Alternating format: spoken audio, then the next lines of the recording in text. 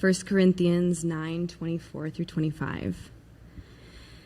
Do you not know that those who run in a race all run, but one receives the prize? Run in such a way that you may obtain it, and everyone who competes for the prize is temperate or disciplined in all things. Now they do it to obtain a perishable crown, but we do it for an imperishable crown. It's not made of material, like a wreath of fading leaves or one of the finest gold and gems. It's the crown of everlasting life, and it is consequently in its nature immortal. It blooms perennially in the atmosphere of the unseen celestial realms. I'm Lynette Roscoe, Alan's daughter, child. And ever since I can remember, my father always told me, you know, you're not from here. You're in this world, but not of it. You're a royal, a child of the King of Kings. Walk with your head held high, and don't forget that. He raised Derek and myself to see the divinity within the least of these. We would pass by someone who was home free, living on the street, and he would offer them his spare change and a friendly smile. And when he could, he would perform some of those coin tricks to brighten up their day and strike up conversations that, yes, would last for hours on end, reminding them, too, of who they really are. I'll never forget one story that really sticks with me. It was a late afternoon during the monsoons here in Tucson. We got a really beautiful rain this morning, too, somewhat like today. And we were driving home, and it was pouring, absolutely pouring. And we saw a man and his dog on the side of the street, and they were just getting absolutely drenched.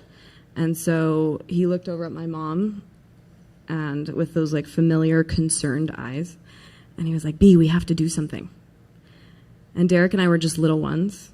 I was maybe 11 or so. Although semi-reluctantly, like any protective mother, you know, she agreed. And the next thing you know, there we all were, sitting in our house as they cooked him a hot meal. They invited him in. And my dad and he spoke till the sunup. And then he created a space for this man and his dog to stay the night in our outdoor shed. The next morning, we woke up, and it seemed like he vanished from thin air. The man was gone. And it was miles and miles, like about a mile or two down the road, dirt road, to get back to the highway. And so Derek and I kind of woke up, and we're all like, what, where did he go? And my dad sat us down, and he said, you know, guys, there's a verse in the Bible that says, tread lightly, because you may be entertaining angels without even knowing it. Kids, I believe that man was an angel. You see, my dad felt more comfortable with the fringe dwellers because that is where he came from. Some of you may not know this, but he ran away from his extremely abusive home, and he hitchhiked to Venice Beach Promenade in Los Angeles at just 14 years old. And he dressed in a bowler's cap, and he had a bamboo cane, and he would twirl it around like Charlie Chaplin to make money for food. That was when his life truly, as a performer, really began. And the apple doesn't fall too far from the tree. In other words, the seeds that have been sown in one's life produce a strong rooted foundation, and the fruits of their labor do not go unnoticed. And a fun fact, alon, A-L-O-N, in Hebrew means tree. So fast forward to 50 years later, to last year, and I actually was living in a historic home off of that same Venice Beach Walk up in LA. And the room that I ended up renting was the same room that Charlie Chaplin rented while shooting one of his silent films. And so when the pandemic hit, you know, the streets of LA were grim. It was really somber, and everyone was in a panic. But I knew just what to do. I ordered a few things online, and lo and behold, there I was, walking down the streets, dressed up in a bowler's cap and a fake mustache, twirling a bamboo cane, and doing my part to remind people to find magic in the seemingly mundane.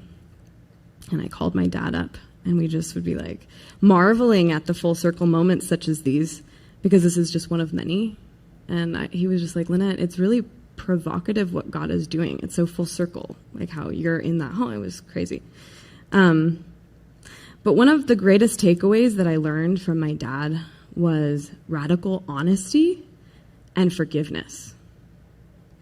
He always said it like it was. You guys could probably affirm that. Those of you that knew him knew, all of that to be true. He was sure-footed in who he was, and he spoke with such conviction. The most inspiring thing for me to witness was the day that we went to his father, my grandfather's deathbed. I remember feeling really confused. Derek and I kept looking at each other and we're like, this is so strange. My dad is like so sad that his father's passing away, but that was just it. Despite his horrifying upbringing and the unspeakable abuse that he endured, he wanted us to gather as a family. We drove for hours to make it to the hospital so that he could say his final goodbyes to his father. And I remember sitting there in such awe and wonder as he clenched on to his father and just wept. And to me, that was real magic.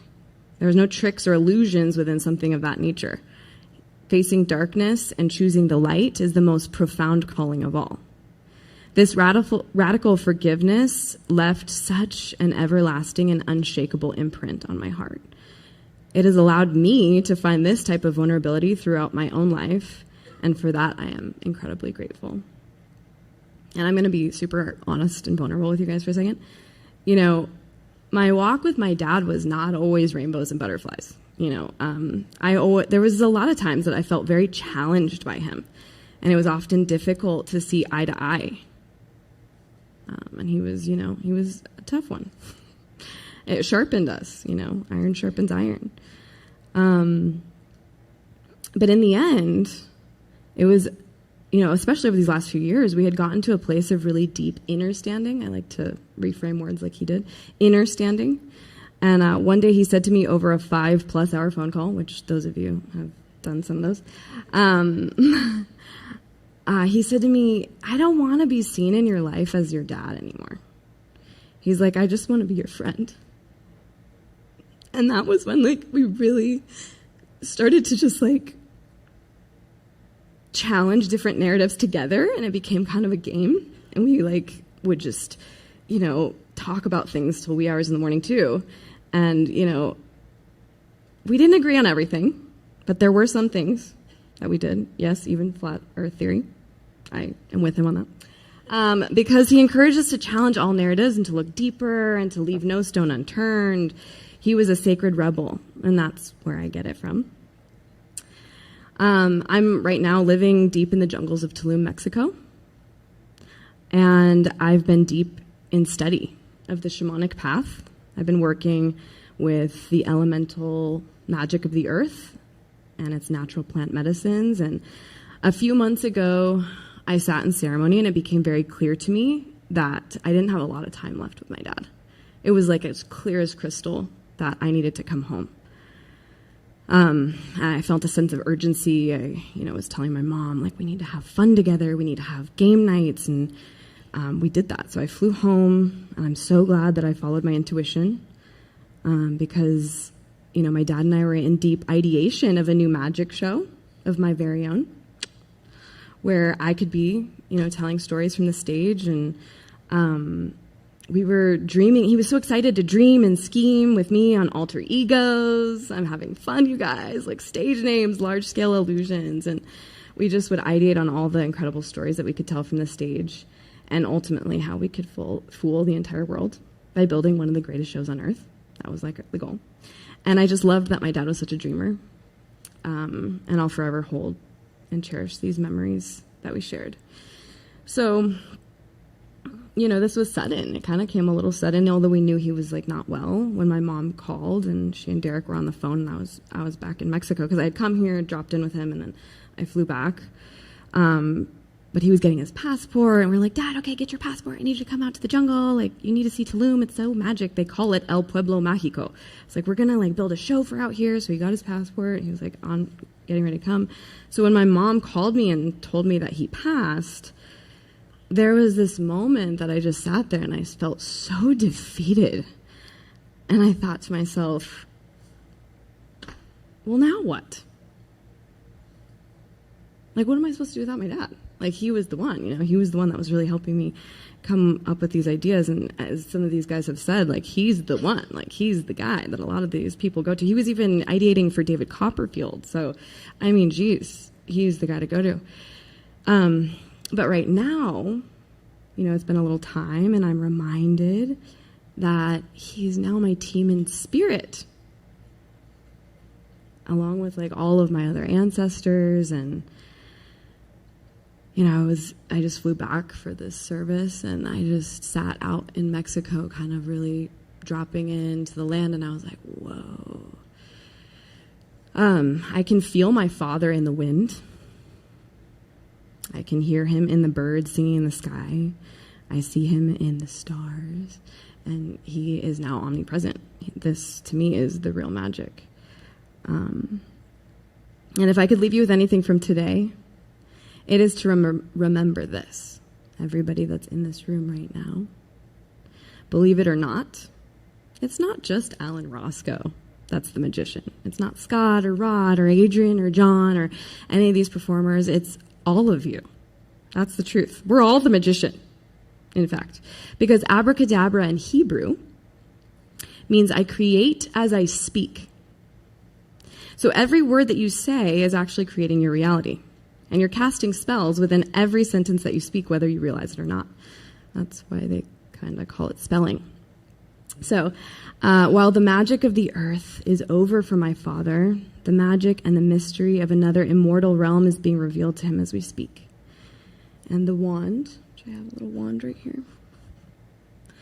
The wand in story and a symbol is an ancient conjuring representation of mystery. And to the uninitiated, it's just a piece of wood. But to Alan Roscoe, my father, it was a reminder to him of the joy and the pleasure of an entertainment art that has existed since ancient times. So we're going to cast some spells together, guys. May we all lean in to further grace. May we all lead with radical honesty and forgiveness. May we all continue to be seekers of truth. May we all come into the sweet remembrance that we are all really connected and that we're on the same team, despite all the division that's happening at such a time as this. May we all know that we are children of Great Spirit, the creator of all things, and that no one is exempt or unworthy of infinite and eternal peace in the kingdom, or as my dad would say, the kingdom.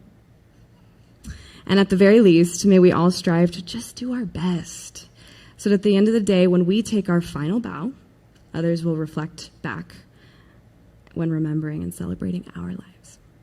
Thank you.